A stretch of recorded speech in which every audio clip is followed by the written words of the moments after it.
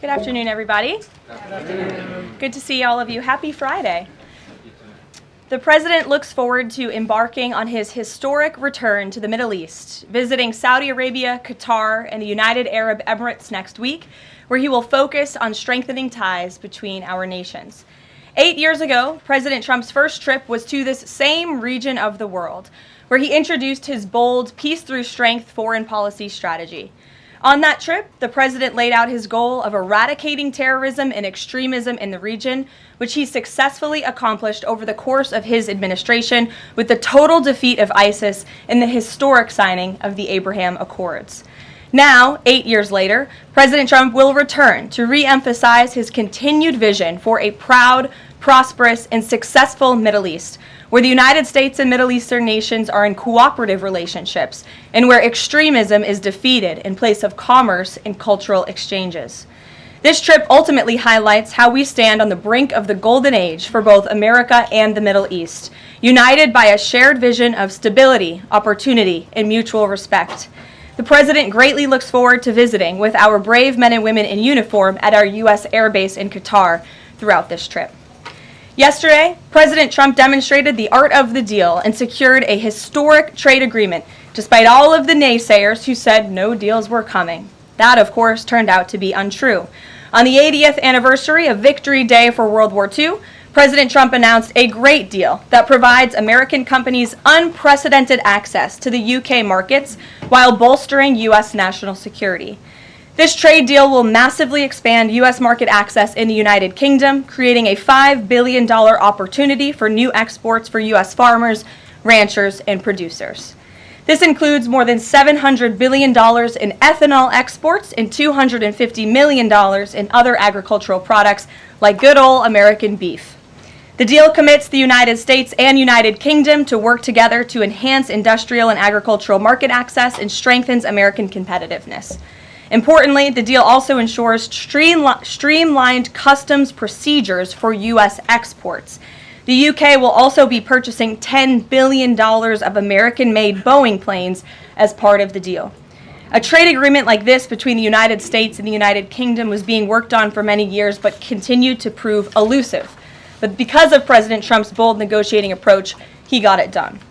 All of this happened because of President Trump's implementation of powerful tariffs to end the era of economic surrender and rebalance America's trading agreements.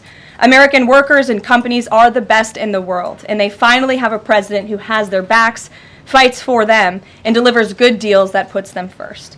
This is just the first of many trade deals to come. Get ready for more historic deals and our country to boom like never before.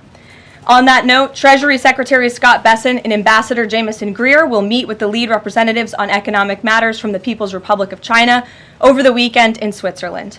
As President Trump has said, the United States and China have been talking for some time over the course of the administration, and now teams from both countries will meet in person to continue discussions. You can be certain that President Trump and his trade team will ensure we work to achieve the best deal possible for America. In other news, the Trump administration just announced a new incentive for illegal aliens living in the United States to self-deport. Eligible illegal aliens who now use the CBP Home app to self-deport will receive a clear, safe way to leave the United States. Their plane tickets home may be paid for, and they will receive a $1,000 stipend once we have confirmation that they have left our country. This new feature will allow illegal aliens to have a planned departure out of the country and to leave as soon as possible in a dignified way. If illegal aliens make the right decision here and submit their intent to depart through the CBP Home app and pass extensive vetting, they will be temporarily deprioritized for ICE detention and enforcement action before their scheduled departure.